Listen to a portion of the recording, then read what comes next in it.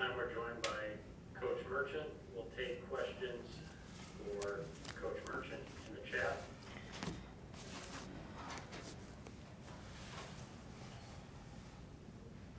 Our first question comes from Brian Calloway at the Lansing State Journal.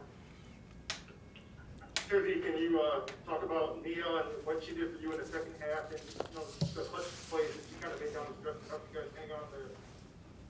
Yeah, I mean, that's what really good players do. I think they, sorry, one of my players out there making faces at me. Yeah, I think, that's what good players do. I thought her first half certainly, Eliza was kind of the catalyst there, and seeing them together. But I'll take Nia Clouden anytime at the end of the game to put the ball in her hands, whether it be make free throws or hit a nice little pull-up jumper or make that pass to Tyre was beautiful. Yeah, she was a really, really big part of what we do. Always has been, but certainly I think now just watching her down the stretch kind of deliver the ball at the right place, having that poise and presence about herself, that's really what all conference guards do, and I was really proud of her. I thought she had a great game today. Our next question comes from Nick Mantis at WLNS. Coach, when you look back at the game you're probably looking at the stats right now in front of you, and you think about the first half to the second half, was there a moment in one of those timeouts where you kind of started telling the players, this one is not over and we need to kind of refocus? Yeah, that started 2 days ago in a scouting report. They played at Drake, were down, I think, 11 or 12, and came back to win on the road. They were down as much as 18 against Iowa State on Wednesday night at home. We're down 14 going into the fourth quarter. And, that's what happens. They got that. Caitlin Clark is as good as advertised. She is a really special player. She's from right down the road, an Iowa kid, but was a top, 3 recruit in the country. She turned down UConn and people like that to stay home. And, the good thing is we got the dub. The bad thing is we're going to have to see her for the next 4 years because she's ultra competitive and very talented. And, I thought early in the first half, we played well, but I knew going into halftime, and our kids did too.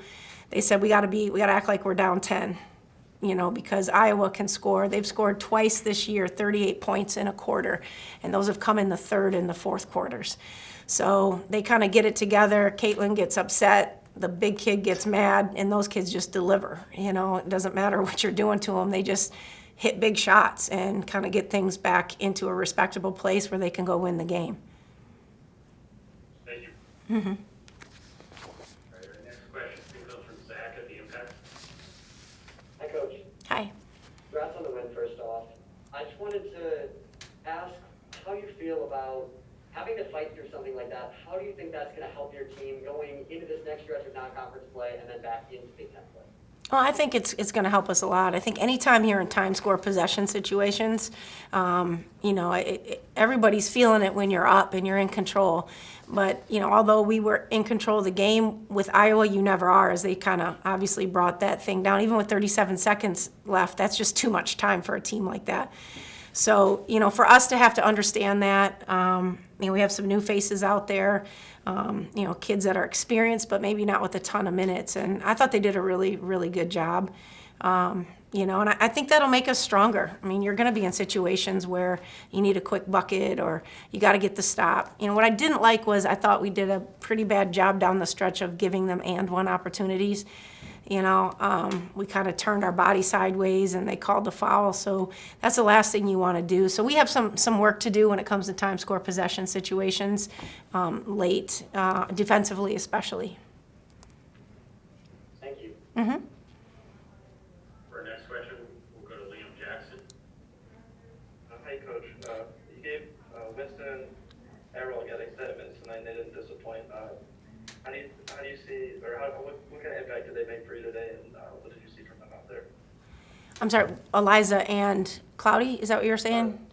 Julia, Errol. Oh, Julia, I'm sorry. Yeah. No, Ju's been playing really, really well. Really well. I thought she was super ultra competitive. The kid she's a tough matchup. She's very athletic too. The kid's got some hops. She's long with her reach, so she can get to some blocks. She can keep balls alive on the offensive end. No, I thought she was big for us. I thought she played well. She had a presence about her. We were switching 1 through 4. It's our first start, due to kind of a semi-injury or whatnot to Tyre. So we were going to go small and put Drake at the 5. So I was a little bit worried about our size, but I really like Julie as a catalyst out there. She makes good decisions. She's a face-up guy, but she can put the ball on the floor. She can elevate and hit a little pull-up jumper. I thought she played with a lot of confidence and was a huge reason why we won this game. We'll go back out to Brian Calloway. Kind of going off that, Eliza, obviously, huge performance for you on Wednesday, and then obviously to follow that up, and I know she's someone that you've talked about how she had it well, but I mean, just can you take me through what you've kind of really seen from her these past couple of games, and, and just kind of building off that strong offense that she had as well, too? Yeah, I mean, I really have, Eliza's such a good player, but I think sometimes when she's running the point a lot, she tries to be more of a pass-first person, and, you could see we really needed that next score. And so this was before we left for Minnesota. I want to say it was Monday. I just did a segment, and we did kind of split teams up, and one team was at the other end, and her team was going against our scout team. And I said, all right, Eliza, you're the only person that can shoot for the next 15 minutes. So we got to get you open. You got to look for your shot. You got to catch and rip. You got to drive it, hit your pull-up, come off screens with a purpose, ready to shoot. And I don't know if it was the reason, but I feel like she got a lot of confidence from that, saying, like, listen, I need to, I have some goals. I've worked really hard this off season. She's in great shape. She's leaned out. She's quicker, faster. And I think she just really wanted to kind of come to life a little bit this season, certainly, but in practice, I think she was still passing a little too much. So when we did that segment, I felt like it kind of, upgraded her a little bit to be more of an aggressive scorer. I mean, she'll just look and dot your eye now, and she's got great range and getting a lot of confidence. And quite honestly, we need a guard that can create her own shot like Clouden can, and that's something that we feel really strongly about with Eliza. And she was huge in that first half for us, huge.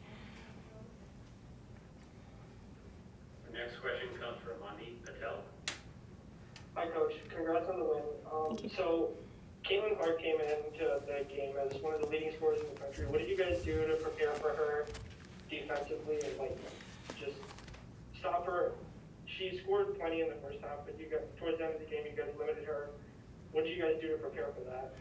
Well, we had a couple different things we were going to do with her.